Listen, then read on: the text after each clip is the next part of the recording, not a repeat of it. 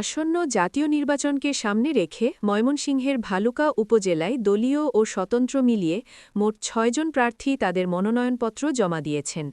এতে করে উপজেলা জুড়ে নির্বাচন নিয়ে রাজনৈতিক অঙ্গনে ব্যাপক আলোচনা ও আগ্রহ সৃষ্টি হয়েছে।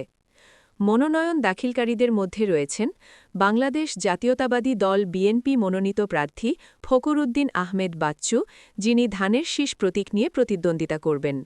বাংলাদেশ জামায়াতে ইসলামী থেকে সাইফুল্লাহ পাঠান, প্রতীক দাঁড়িপাল্লা।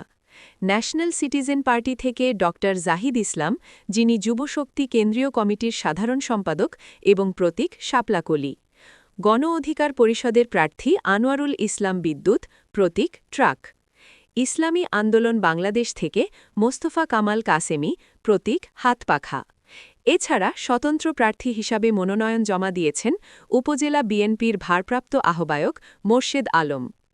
মনোনয়ন জমা দেওয়ার সময় প্রার্থীদের সমর্থক ও নেতাকর্মীদের উপস্থিতিতে উপজেলা নির্বাচন কার্যালয় ও আশেপাশের এলাকায় উৎসবমুখর পরিবেশের সৃষ্টি হয়। প্রার্থীরা প্রত্যেকেই শান্তিপূর্ণ, অবাধ ও সুষ্ঠু নির্বাচনের প্রত্যাশা ব্যক্ত করেন। এদিকে একাধিক রাজনৈতিক দলের অংশগ্রহণে ভালুকার নির্বাচন এবার বহুমাত্রিক ও প্রতিদ্বন্দ্বিতাপূর্ণ হবে বলে মনে করছেন স্থানীয় ভোটাররা। জামাত ইসলামী ২০০১ সাল থেকেই জোটের সূচনাই করছে জামাত ইসলামী।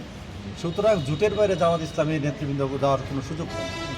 আমরা বাংলাদেশ জামাত ইসলামীর নেতৃত্বাবাদী যে ভোটের যে রেজাল্ট, এখানে কোনো প্রতিদ্বন্দ্বিতা হবে না।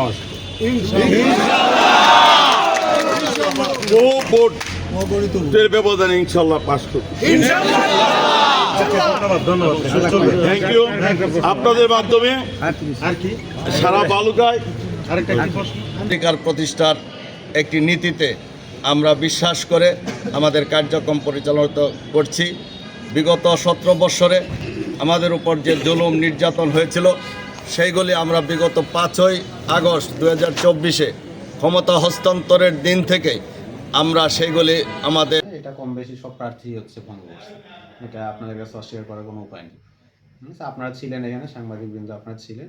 এখন আপনাদেরও এটা বিষয় যে কে সাংবাদিক ছিলেন আর কে প্রার্থীর পক্ষে ছিলেন এটা বোঝা মুশকিল। কিন্তু এখানে উৎসবমুখর পরিবেশ ছিল, কোনো ধরনের হট্টগোল বা কোনো কিছু হয়নি।